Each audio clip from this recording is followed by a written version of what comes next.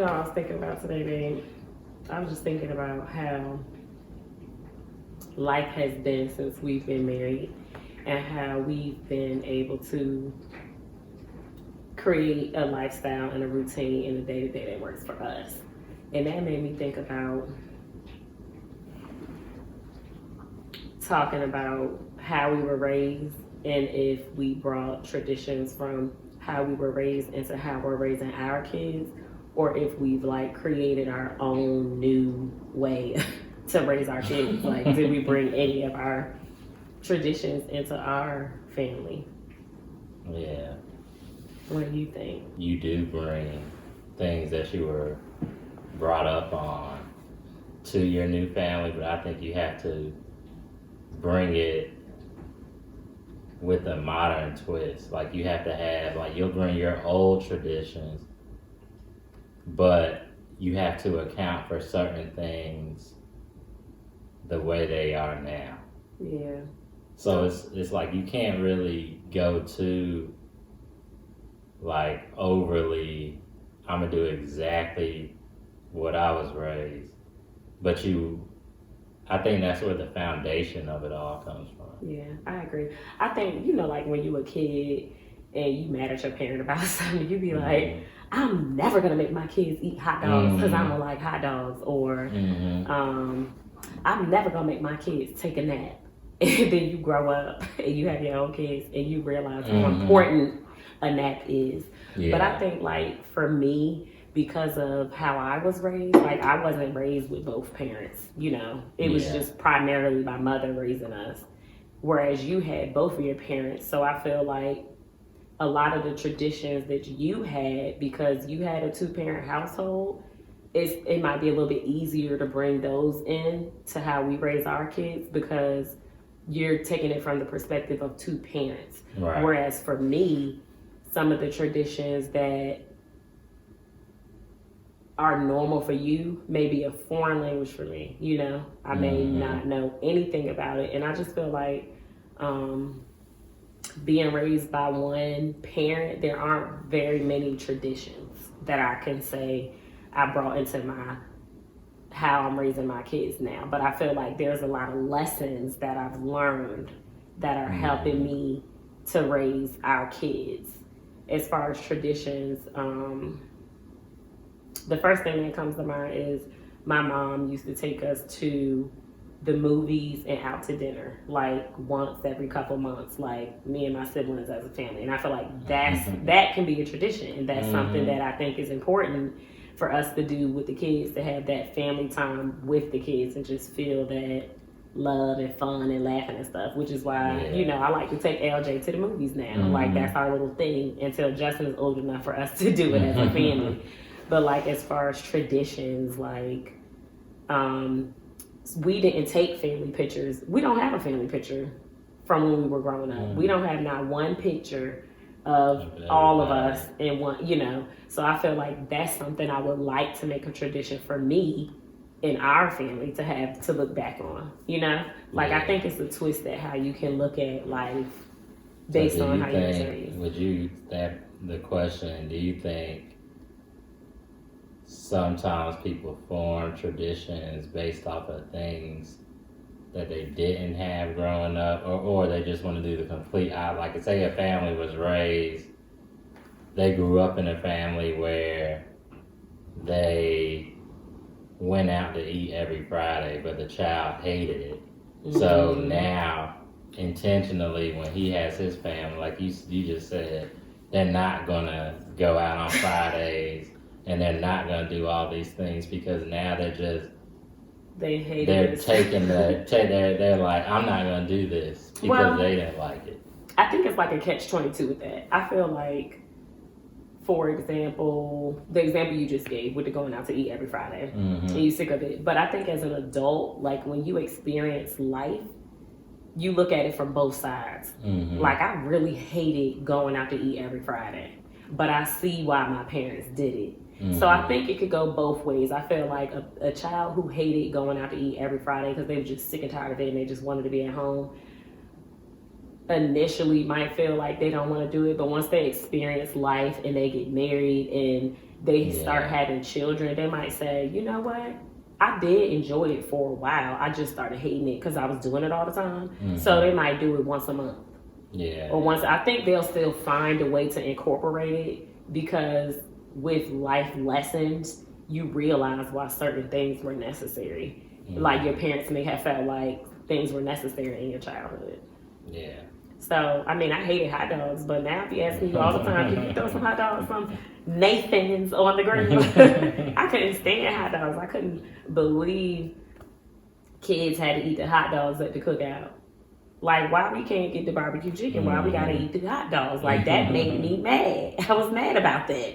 But now as an adult, burn me a little hot dog real quick and I'm gonna tear that thing up. But I hated it as a kid. So I think it just depends. I think it's like a catch-22. And I also think some things are contingent upon the relationship you have with your whoever raised you in your adult life. I think that has a role to play in how you raise your kids, what traditions you might want to do, and stuff like that. Yeah, that's true. So do you think one wave was better than the other? Like, do you think the way us millennials, we all grew up, was better than the way, I guess, Gen Z or whatever this generation is now is growing up? Honestly, I do feel like the way we grew up was better, but just because we could go outside and play and our parents didn't have to worry about us not making it home or getting snatched up. Also, the generation after millennials have social media more. We didn't, like, that was a new thing for us entering into adulthood. But the next generation has that from young. So people can track their location from a Facebook post or whatever. It just makes things more difficult and complicated. And it's like, right, for the parents, you have to overthink everything. And I feel like our parents didn't. Like, we would go outside, we would be walking to Beulah, Meadowbrook, all over Chesterfield, and we would get home before dark. Like, we was not, and there was never a question of, you know, anything. Like, we knew we better be home before them street lights came on, and that was it. You went at home, you took your shower, and you did whatever your night routine is. But could you imagine letting the boys just go outside till the street lights came on? It's different. It is different now. That's it is a different ball game. We going outside together till the street lights come on. They ain't going. Yeah, I feel like the way we were all raised, well, like if you had the millennials in the group, and even before us, I feel like it was kind of manual. Like, it wasn't everybody raised their child, but it was more of a manual. Like, it was kind of, you may not have been raised the exact same way, but it's close. And I feel like each generation, the style of parenting is gone from like maybe 5 different ways to now there's like 100 different ways you can parent. Yeah, and I think like there is no handbook on how to parent. Let's just give that disclaimer. Everybody's entitled to parent how they want, but I just feel like millennials, we do a lot of emotion-based parenting based off of our parents made us mad about this, or we ain't like that, or we feeling like this today. Whereas our parents, I feel like did more logical parenting, like this is better for the long term, like how, let's say our parents having a conversation, we knew we wasn't allowed in adult conversations, but I feel like now I'm seeing more of kids in adult conversations, asking questions, sitting there looking in adult mouths. Stuff like that wasn't acceptable. And as a child, we are like, we want to be in a conversation, but now being an adult having kids, I see why we couldn't be in them conversations, because you ain't no point in you being in it. Yeah, that just make you too grown. And I just feel like millennials, like, we need to get back to letting our kids be kids.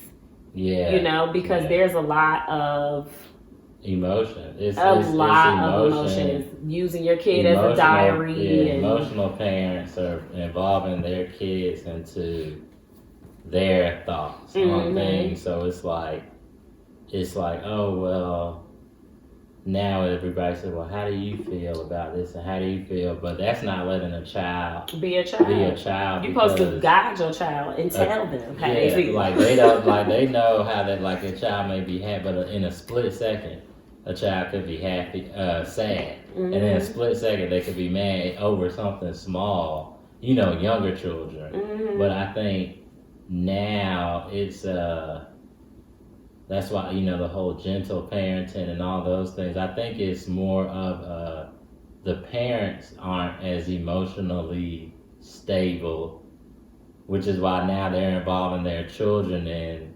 emotional roller coasters too, because they're not even sure. I think our parents and ones before, they may not have been sure, but they had a better poker face than we did. So they didn't know what they was doing. We didn't know they didn't know what they was doing. But our generation will be more like, well, I don't know, you gotta look at it this way, but we're not putting on a poker, like we're not being stern on certain decisions until it's like almost like you have to make a decision. Right. And I feel like millennials, like because we're more emotion based than our parents were, I feel like we are taking our children's feelings into consideration a lot, like maybe too much, which I feel like is a disadvantage for the kids. Because when they grow up and they start working or they go off to college or even when they go to school, managers and stuff ain't thinking about your feelings. They're thinking about the fact that you were hired to do a job or you have this paper that is due, and because you're crying or upset or angry doesn't mean that they're going to give you grace. Because in adult world, you got deadlines, you have rules you have to follow. And I feel like if we're not laying that foundation at home and telling our kids, it's okay, tell me how you feel, sit here and be in this conversation, we are setting them up for failure in the future, because the real world is not like that. It's not like that. Like, we definitely need to encourage our kids to speak up for themselves so they're not getting ran over. Because I feel like when I first entered the real working world, I wasn't speaking up for myself. I was getting ran over. I was getting jipped and dick regarding pay and stuff like that because I wasn't speaking up. So I definitely think when our kids reach a certain age, we need to teach them how to speak up appropriately. Not everything don't have to be emotion based. You don't have to wear your emotions on your sleeves. Everybody don't have to know what you feel and thinking, because that can work against you in the real world. It don't work like that, and it starts at home. It starts. And I think that's a good point, is because back then when I was saying it was like 3 to 10 ways of parenting, I think everyone parent their child to be successful in life. It wasn't how I feel. It wasn't, oh, well, I didn't like this. It was like, well, this is what you need to do to be good at life. Like, you're going to deal with somebody like, your job is going to want you to be at work on time. So you need to practice waking up at this time every day regardless. It's if it's the weekend. Like, you woke up for school, but on the weekends you still had to wake up to clean or something. It wasn't like just relax. And I think that was just programming our brains that way. But I think now that because there is no the manual to be successful, and you can talk to one person and one person will say, oh, well, to be successful, you go to college, get a job. Another person you talk to, they say, oh, nah, well, you just need to do this and be an entrepreneur. Another person was like, well, you just need to live free and be yourself and stay true to you. There's so many new definitions of successful in life. It's coming out in parenting, and that's why you're getting so many out of control kids sometimes, because the rules are all over the place now. Like, it's just like, if you're teaching your child stay true to who you are at 8, that you may think like, because you realize you're an adult, you got to stay true to you, like who you are at 30 and 40. An 8-year-old is staying true to who they are. They're not going to be able to process, because they're still changing and growing. Exactly. And I feel like we as parents have to realize that we are responsible for our children emotionally, like 100% emotionally, physically, all of that, till 12. And it's 12 for a reason. 12 is when most kids start going through puberty, girls and boys. Yeah. Some people go through it before that, hormones and the food and all that. We ain't going all down that rabbit hole today, but it's that way for a reason. Because when children start changing and developing and growing and evolving, their needs are going to change. Their desires are going to change. Their emotions are going to change, which is why you can't tell an 8-year-old to be who you are. Right. One day, that 8-year-old might feel like Spider-Man, and the next day he might feel like Martin Luther King or Barack Obama. So if he or she is constantly changing that quick, that's going to be confusing for that child. And then you're going to grow up and go into the real world and say, well, today I woke up and today I think I want to be a fireman. And then the next day I want to be an engineer. And then the next day I want to be a gardener. Kids, this is why I'm a firm believer that kids need consistency. And we are responsible for providing that for them until they go through puberty. And then we change our approach. But from birth to 12 or whenever your child hits puberty, which varies, there needs to be a consistent parenting style, regardless of what it looks like, whether it's gentle parenting or you believe in spankings or punishment or whatever it is, it needs to be consistent. It doesn't need to be based on our emotions and what we're dealing with as adults, because we're confusing our kids by doing that. Right. I think. No, I think that's huge, because I think a lot of it is parents are just, it's kind of like if you go on Facebook and somebody may say like, they just found out just something simple. They just found out, oh, y'all know there's a lot of sodium in red meat. And then they put it on they tell the world, like they post it and say, there's a lot of sodium in red meat. And it's like, probably 50% of your friends are like, yeah, duh. Like, you didn't know that. And then the other 50, oh, I didn't know that. But I think it's that programming of when you discover something new, you want to share it. And I think they're sharing it with their children because they just learned something. Right. And it's like, as an adult, you're learning. Like I said, I think our parents and before them were forced to mature earlier than we are. Like, they were forced to be adults at like 18. Like, straight up, like adults. Like, had to get a job and if they didn't have a job, join military, didn't do that. Like, they were forced to be grown. That's why they were getting married younger, but their maturity levels were way different than ours younger. But it's like, we're maturing, I think, later than they are, which is why it's like we're still doing the same things they did, but our mental, like 20-year-old in 2023 is probably way different than a 20-year-old in like 1972. Yeah, I agree. And to that point, that's why they look so old. Grown. And to that point, I mean, that's a valid point. My mind just went in 10 different directions, but so our parents had to mature earlier, right? Which required their brains and everything else to operate in a different capacity, right? Our grandparents, I'll say. Well, yeah, same thing. So with them having kids young, because of the way their brains were programmed, they raised their kids like that because that was their level of thinking. Yeah. But if you think of a millennial having a kid at 16 or even 21, 22 or whatever, it ain't like that because our generation is still trying to figure it out. Now we got technology. Now we're looking at all of these bodies. Now we're trying to keep up. Now we just exposed to so many things. And while we're still, I think millennials don't really figure out who they are until like late 20s, early 30s. Yeah. So for anybody that's had a child prior to that, you're raising that child like this. Based on your emotions, the average millennial, I would say, I can say that, is raising the child like this.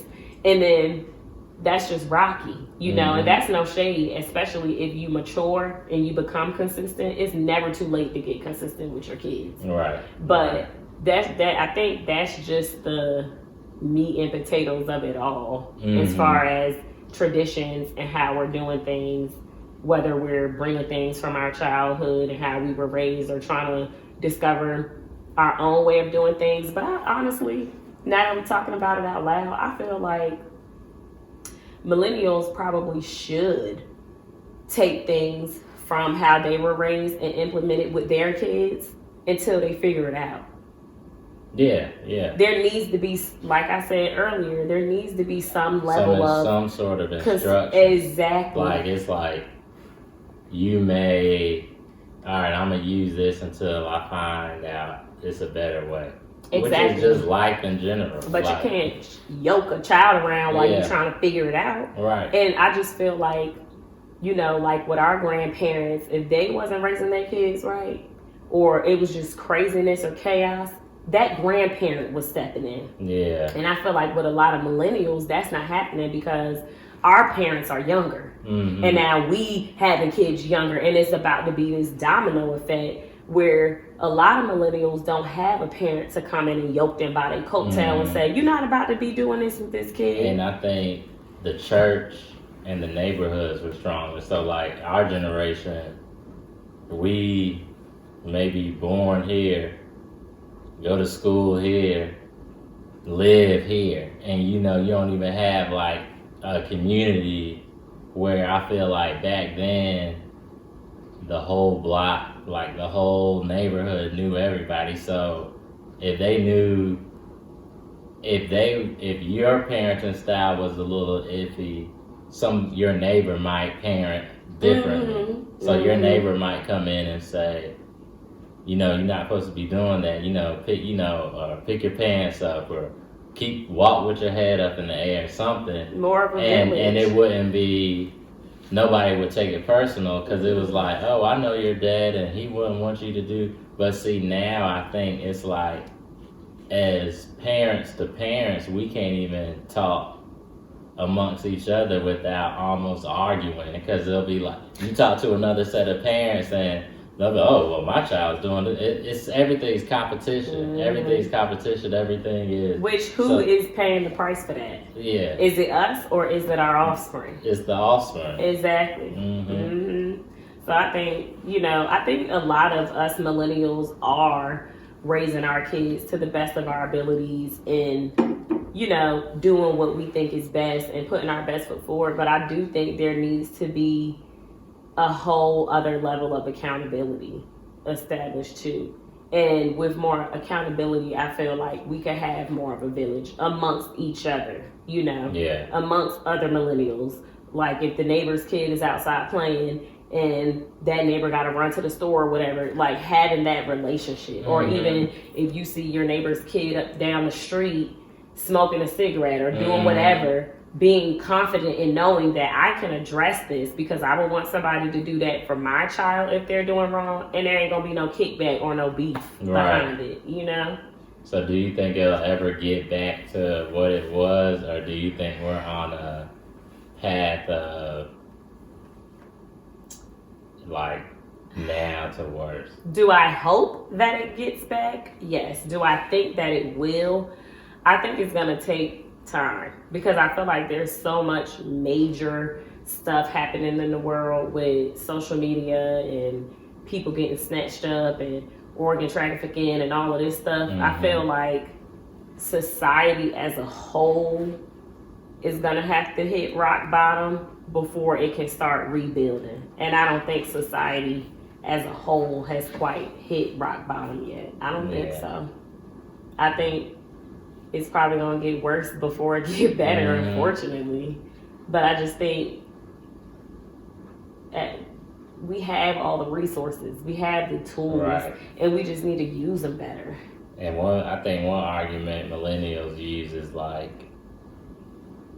the times are different. You can't parent this way because, you know, it's new things, it's technology, it's this and that. And I think my argument to that is just that there's nothing new under the sun. Like, just like our parents dealt with new things. Like, yeah, it's technology, but think about parents who dealt with their generation of their offspring dealing with like integration in the school. Like, it's always a change. It's always gonna be something like our kids. It's just becoming more modern. Our kids may be like, y'all drove cars, we fly cars. Like, it's always gonna be something that's different. That's why I think it's like you can't.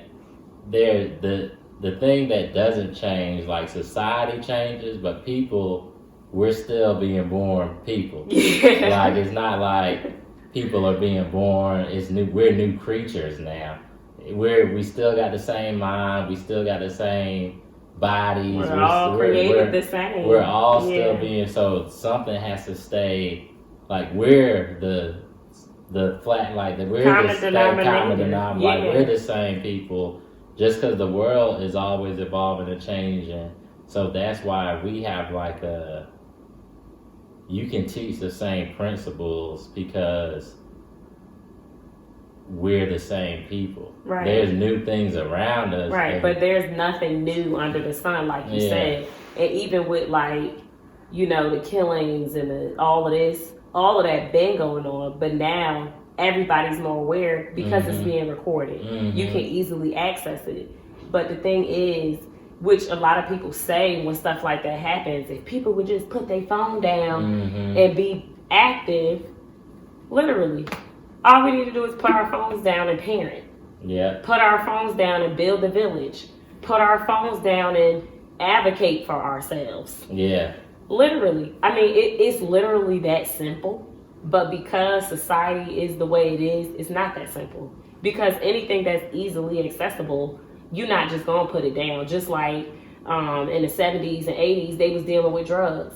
Heavy, easily accessible. That's like, you can compare that to technology right now. Easily, you could pick the phone up, you can record, get on Snapchat in a blink of an eye. They could do the same thing with drugs in the 70s and 80s, and they was dealing with the same crap. Yeah. Literally the same exact stuff. The only thing is, ours is being broadcasted and aired out. I think the way that millennials can create change is by, the way we can change the narrative is by changing what we're showing. What sides of us we're exposing. When we're picking up our phone and recording, are we recording somebody getting beat up or killed? Or are we recording our kid is 5 and reading at a 2nd grade level? Yeah. My kid is 2 and can tie his shoes. That's the way millennials can change the narrative. We just got to change the narrative, because there's always going to be followers. People following what the next person doing, and whatever is the major thing in society at that time is what people are going to follow. So if we put education at the forefront, or, you know, hey, we got a challenge, teach your kid how to read by the time they 4, we can get ahead that way. But no, we want to record fights, nudity, all this stuff. That's we could, just like celebrities say, oh, we need to use our platforms to do this.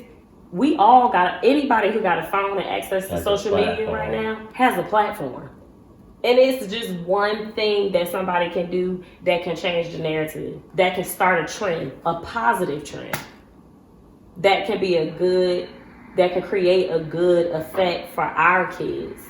Because the thing is, when we 60 and 70 and 80 and 90 and we need help, or we want our kids to be there, or what are our kids going to be consumed in?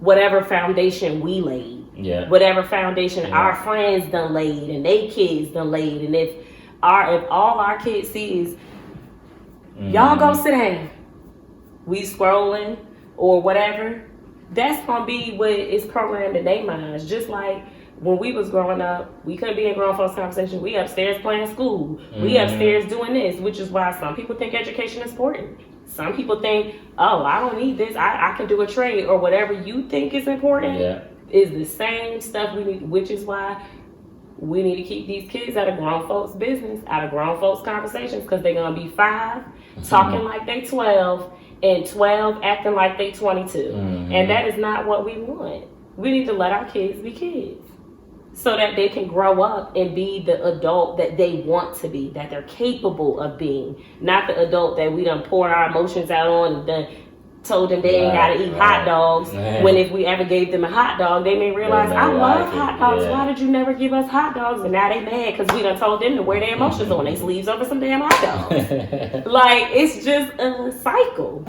Yeah. It's a cycle. It's I mean, you know. Yeah, so I guess final statements or final words on parenting, bringing traditions, and your style of parenting, and is the old school way better, is the new school way better? What's your final thoughts? I'm not going to say that there's a better way, because there is no blueprint for parenting. There is no better way to raise your child, whether it's gentle parenting or whatever. Old traditions versus new traditions. I think that what's better with having a family and raising children is consistency. Positive consistency. Schedules. Rules. Discipline. You know, because when you grow up, there's going to be consequences for your actions. So I don't think one way is better or another, because I feel like our parents' generation, or in our parents, we had consequences for our actions. And our kids have consequences for their actions too. Whether it's a spanking, whether it's them going in time out, whether it's us taking something from them, whatever it is, you know, everybody looks at consequences different, you know, like they can say a consequence is, we can say, you drinking water tonight instead of juice because you peed on yourself. Whatever the consequence looks like, it needs to be consistent. And I think that's what's best for traditions and everything, whether we take it from our parents, whether we say, I hate the way my parents did it, I love my parents to death, but that ain't how I'm doing it. If that's what you choose, stand 10 toes down on that and be consistent with it. And I think consistency is the best way. That's what I think. And that's on they have a little glam, okay? Yeah, I think so. I think it's consistency, and I think it's just less emotional parenting. Yeah. I just think the old school way, like you said, I think they both ways work, because I think we're learning things that may work better now, as far as like, not necessarily it didn't work then, it worked then, but it's better now. So it doesn't necessarily mean, but I just think that I do think that one thing that should be brought from the old school way is the less emotional. Right, and that's not to take away the importance of mental health, because some people confuse the two. Yeah, so let's be clear. Let's clarify for the people. Because I know the big thing now, oh, well, you feel like you can't express your emotions as a child, and you grow up. Expressing them and acknowledging them is two different things. But there's adult emotions and there's children emotions. And a child being sad isn't the same as you saying, do you could be you. Like that's two different things. And knowing you're sad is a feeling.